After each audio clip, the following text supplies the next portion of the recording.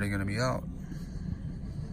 I'm not gonna get it because I try not to get the movie characters as much as possible, but it is really dope. I think this is new. It's actually really dope. It's like another dragon's out.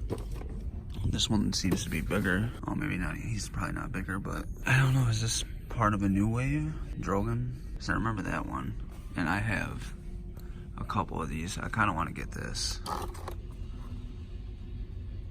think that'd be cool to have. I don't know. I want to get some more Game of Thrones stuff. I want to paint my Jon Snow. It's random end shelf and clothes. They have these. Is this new? Star Wars board game.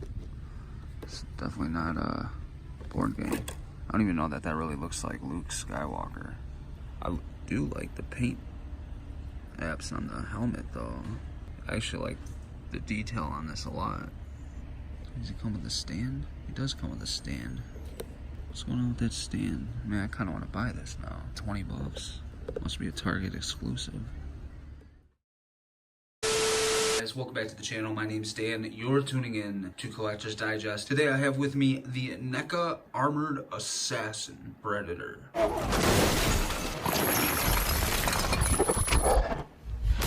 This is from the movie The Predator. Not the best movie in the franchise. However, this guy's pretty dope. So without further ado, guys, let's go ahead. Let's get started. Now, this guy's big. Very big. Matter of fact, I have a ruler with me. It looks like he comes right up at 11 inches there. Now, I picked this up at Target. If you want one, I'll put a link in the description below. You can get it at Big Bad Toy Store. That's where I had one pre-ordered at. If I can find it in stores, I'd rather do that. Now, this guy, he comes with 2 closed fists. He comes with 2 open hands, which is on him right now. He comes with a gauntlet, his left gauntlet, cannon, and then a right gauntlet blade, and an extra head sculpt. Guys, there's a little close-up on that paint detail. Not bad. Not bad, Neca. I feel like they're getting better with every single Predator, man. I don't know. You let me know what you think in the comment section below. As far as the articulation on this, guys, it's not bad. It's not bad. All right, here, let's take a look. Your arms, you could do a full 360, right? Both sides, 360. They go all the way around. Now, the shoulders come up. You know, I soaked this thing in warm water and I just can't get these to go up too much, and I do not want to snap my figure, but I'm not stressing mine. All right, now on the arms here, you have double jointed elbows and you get a pretty good range of motion on this guy. You also get a swivel, goes all the way around. As you can see, you get a swivel at the forearm where his gauntlet ends, and then for the hands, you get a hinge and a swivel, obviously, goes all the way around. Now, for his torso here, okay, so you have 2 parts, right? At the waist, he goes in about that much, right? You can get him in a little bit. And then you can push him out a little bit. Here at the split, this is where you're gonna get the most. So you can get him in about that far, but he can go way out about that far. So you get a good range of motion. It's not bad. For his head, he can look all the way up. Look at that. Actually, you get him farther. All the way up. But what sucks is, and this might just be the mandibles. Actually, I think it is. I'll have to check with the other head on him, but he can only go down that far. And we'll check with the other head in a little bit here.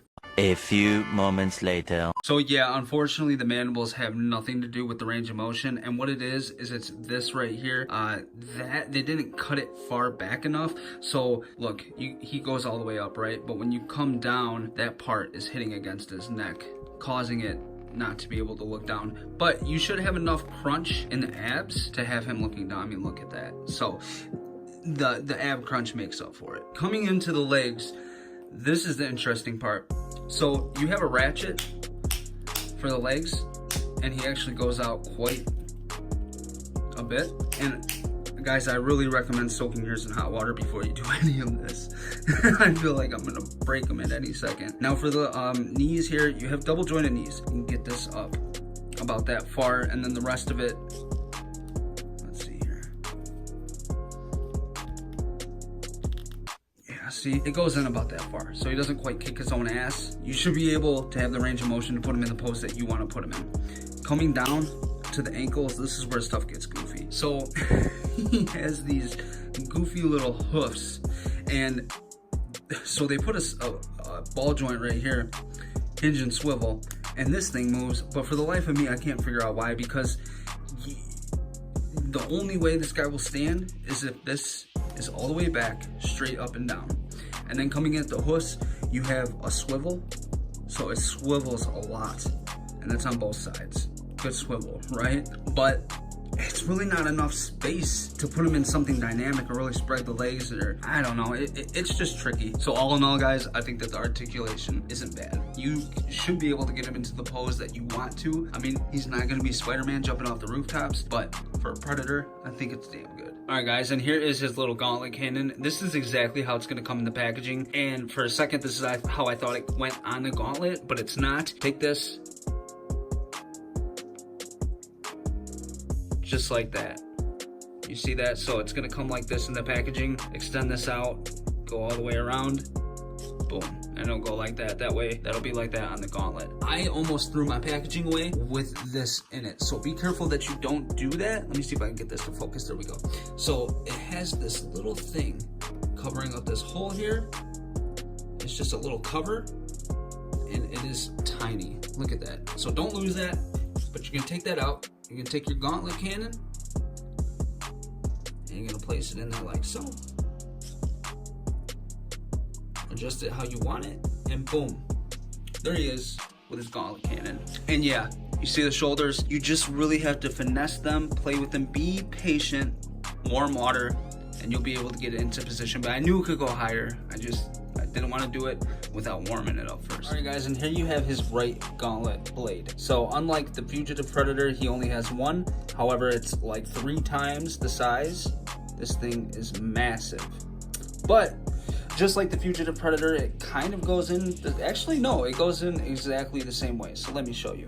This slit right here is where this is gonna go in. And you're gonna line this up all the way in the back, like so, and then press it in, and then boom.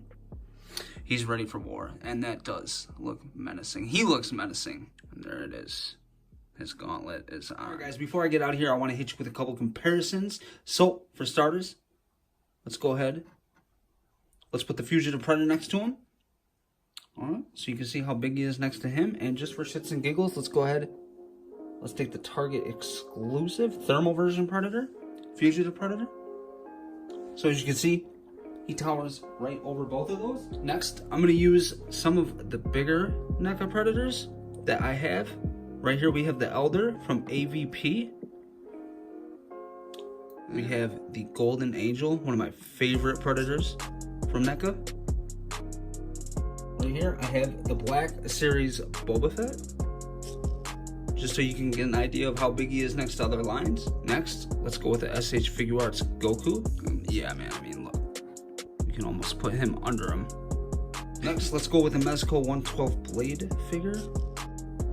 And, yep, of course, obviously, same thing, towers over him. Alright, guys, now I'm just curious. Let's go ahead. Let's put these two guys. So, yeah, those are a little bit taller, actually. I actually repainted that Jason, and I repainted that Michael Myers. Hopefully, you can notice that they look a lot more screen accurate. Alright, guys, that's going to do it for today's video. Thank you so much for tuning in with me today. I truly appreciate it. Anybody that takes the time out of their day to watch my videos, I really appreciate it. You guys mean the world to me. I will put a link in the description below to my Instagram because I do action figure photography. I took a couple of shots of this guy with some different lighting, and I think they turned out really good. So I'll put that in the description below. I'll give you a link to my IG. Go over there, follow me. If you want an armored assassin Predator for yourself, for your collection, I will put a link in the description below to Big Bad Toy Store. Head over there, you can pick yours up there. I think they run $46.99 to $49.99, and then like $4 for shipping or something like that. So yeah, go over there, get yours. This guy's super dope. Until next time, guys, my name's Dan. You've been tuning into Collector's Digest. I'll catch you in the next video. Peace.